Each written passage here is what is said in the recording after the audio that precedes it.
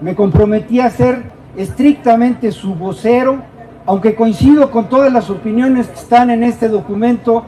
No son opiniones personales, son opiniones construidas por un conjunto de ciudadanas y ciudadanos organizados en diferentes instancias, y voy a proceder a dar lectura.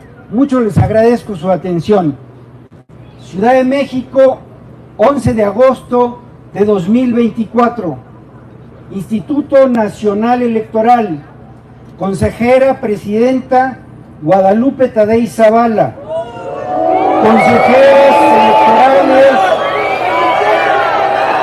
Consejeras electorales Irene de la Cruz Magaña, Carla Astrid Humphrey Jordán, Rita Bel López Vences, Dania Paola Rabel Cuevas y Beatriz Claudia Zavala Pérez. Consejeros electorales Arturo Castillo Loza, Kip Espadas Ancona, Martín Faz Mora, Jorge Montaño Ventura y Jaime Rivera Velázquez. Presentes. 1. La sobrerepresentación de una fuerza política en la Cámara de Diputados es una distorsión de la voluntad de los ciudadanos que la Constitución acota precisamente para que haya correlación cercana entre el porcentaje de votos obtenidos y el porcentaje de curules asignadas. El propio INE lo reconoció así en su acuerdo de diciembre de 2023. Comillas, cito textualmente ese acuerdo: que el número de votos sea lo más parecido al número de curules obtenidos en los órganos legislativos, pues la representación proporcional no es otra cosa sino el mecanismo para garantizar el pluralismo político, reflejo de la voluntad popular. Cierra la cita. 2. Sin tener facultades y atentando contra la autonomía de las autoridades electorales, la Secretaría de Gobernación proyecta una sobrerepresentación mayúscula que le otorga al oficialismo la mayoría calificada que no obtuvo en las urnas, y proyecta una composición de la Cámara de Diputados que nada tiene que ver con la correlación de fuerzas establecida en las urnas el 2 de junio. 3. La Constitución establece dos límites claros en la traducción de votos en escaños. Primero, que entre el porcentaje de votos y de escaños no puede existir una diferencia mayor de 8 puntos porcentuales. El segundo, que ninguna fuerza política puede tener más de 300 diputados. El oficialismo obtuvo el 54% de los votos, y el tope constitucional a la sobrerepresentación es de 8%. Sin embargo, el gobierno federal pretende que le asignen el 74% de la Cámara y por tanto se reduzca al conjunto de la oposición al 26%, siendo que obtuvo el 42% de los sufragios. La diferencia del 12% en las urnas se transforma en 48% en el Parlamento, multiplicándose por 4 y lastimando profundamente la pluralidad del país al modificar radicalmente la proporcionalidad entre las fuerzas políticas decidida por el pueblo de México en las urnas en detrimento de las minorías. 4. Pero existe otro límite, como ya apuntábamos. Un objetivo explícito de las reformas electorales de la última década del siglo pasado es que ninguna fuerza pudiera por sí sola modificar la Constitución. Prueba de ello no solo es el tope a la sobrerepresentación, sino también lo es la prohibición expresa para que un partido tenga más de 300 diputados. Es decir, que si ganara todos los distritos electorales, no podría obtener un solo diputado de representación proporcional, avalar el uso de la figura de coalición como ardid para darle la vuelta a ese principio que obliga a negociar con las minorías para hacer cambios constitucionales, sería un claro fraude a la Carta Magna, pues eso es precisamente lo que se propuso evitar. 5. Si se otorga la salvaje e inconstitucional sobrerepresentación al oficialismo en la Cámara de Diputados, se le permitirá a este modificar la Constitución ignorando al 46% de los electores que no votaron por ellos, es decir, a más de 27 millones de ciudadanos, y yo voy a agregar, y ciudadanas.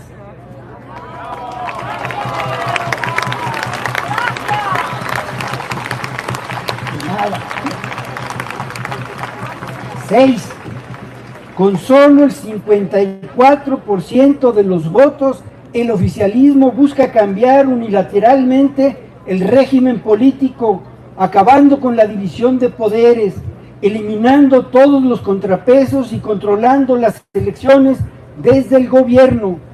Cambio de reglas impuestas por el grupo en el poder para enquistarse en el poder. 7. La representación proporcional nace para que las minorías estén debidamente representadas. La sobrerepresentación las reduce y vuelve irrelevantes y testimoniales, quitándoles derechos como el de ser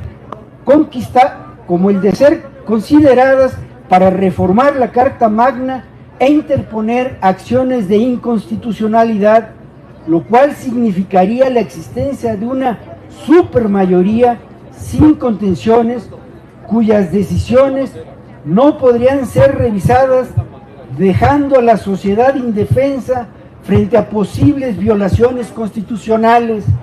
La superrepresentación de minorías desvaloriza el voto de los ciudadanos que optaron por ellas y abre paso a la dictadura de la mayoría.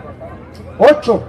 El tope del 8% sustituyó a la cláusula de gobernabilidad en 1996, la cual planteaba que para contar con la mayoría absoluta en la Cámara, el partido mayoritario requería por lo menos el 42.4% de la votación.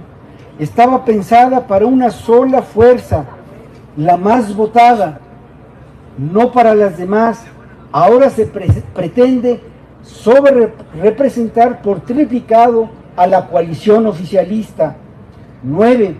Cuando se estableció el tope del 8% en 1996, las coaliciones aparecían en un solo cuadro en la boleta y se contabilizaban como un partido. En 2007 se separaron los emblemas para evitar la transferencia de votos, pero no hay una sola frase en los debates o exposición de motivos que sugiera siquiera la intención de abrir la llave a la sobrerepresentación. 10. Lo que existe es un criterio de la Suprema Corte de Justicia de la Nación, vuelto jurisprudencia, que fue elaborado por Olga Sánchez Cordero, en el que le da la razón en 1998 al entonces presidente del Partido de la Revolución Democrática, Andrés Manuel López Obrador, quien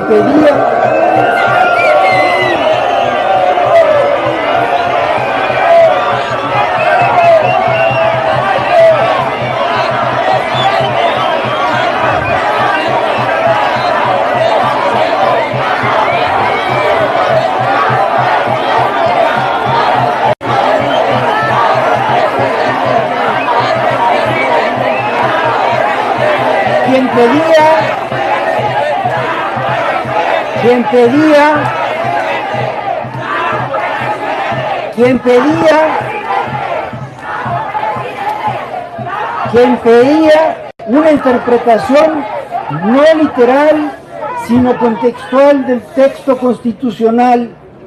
Ahí queda claro que el objetivo es, vuelvo a abrir comillas para citar la jurisprudencia de la Corte, garantizar de manera efectiva la pluralidad en los órganos legislativos, permitiendo que formen parte de ellos candidatos de los partidos minoritarios, e impidiendo a la vez que los partidos dominantes alcancen un alto grado de sobrerepresentación. Fin de la cita. 11.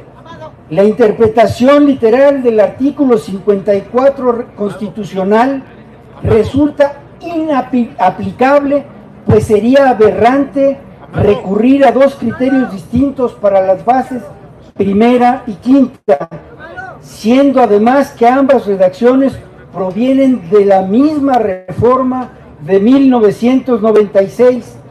Partido y coalición deben entenderse como sinónimos, no solo porque la historia ya mencionada así lo demuestra, sino también por lógica y congruencia. En el artículo mencionado se establece que solo los partidos que registren por lo menos 200 diputados de mayoría relativa pueden aspirar a la representación proporcional. Si se interpretara literalmente, solo Movimiento Ciudadano estaría en esa situación, lo cual resulta absurdo. Al conceder el registro a las listas de representación proporcional a ambas coaliciones contendientes, el INE ya interpretó que las coaliciones deben considerarse como una sola fuerza, pues ninguno de los 6 partidos que las conformaron registró uno por sí solo 200 candidatos. De la misma manera, el tope de 8% debe considerarse también para las coaliciones, porque de lo contrario, la distorsión de la voluntad popular resultaría tan grande que el Congreso dejaría de reflejar a la sociedad mexicana en su pluralidad, algo que sería igualmente absurdo. 12. Como ya se mencionó, la reforma de 2007 que separó a los emblemas de las coaliciones tenía como objetivo explícito evitar la transferencia de votos al margen de la voluntad del elector. Por eso es precisamente lo que pretenden hacer con un simple acuerdo administrativo de la coalición oficialista.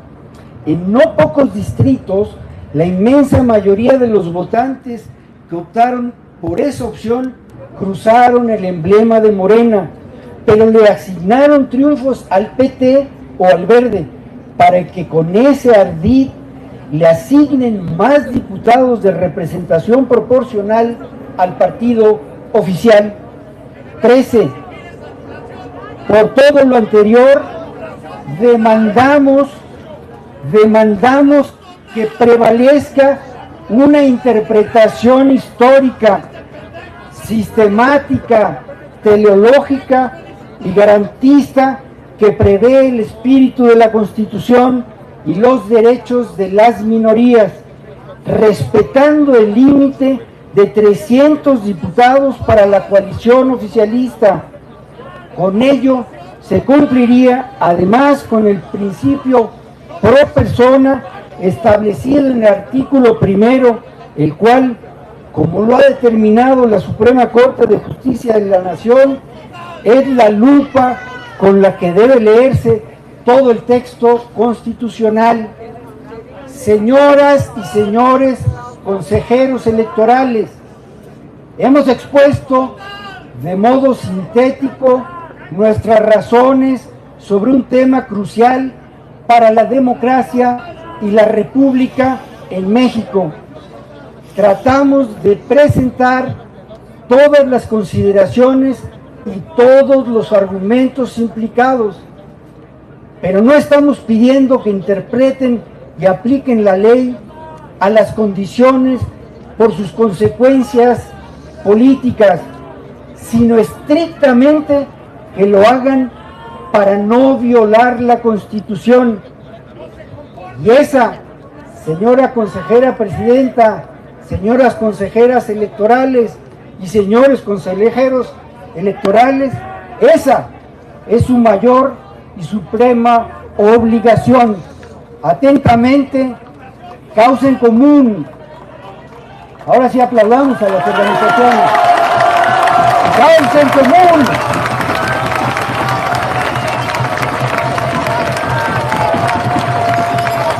Central Independiente de Obreros Agrícolas y Campesinos, CIUAC. Consejo Autónomo de Pueblos y Barrios Originarios, Ciudad de México. Controla tu gobierno. Efecto Colmena. Frente Cívico Nacional.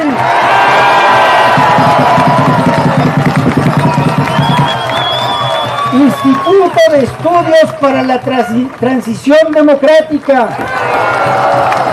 México Justo. México Unido. Mexicanos contra la corrupción y la impunidad. Nosotros. Práctica Laboratorio para la Democracia. Poder Ciudadano. Quinientocracia. Signos Vitales. Sí por México. Sociedad Civil México. Práctica Ciudadana. Hugo Sem Jacinto López. UNE. Unidos. Unidas. Unidos por México. Va por todos. Finalmente, compañeras y compañeros, quiero decirles que esos son los nombres de las organizaciones que habían firmado hasta anoche a las 23:45 cuando me mandaron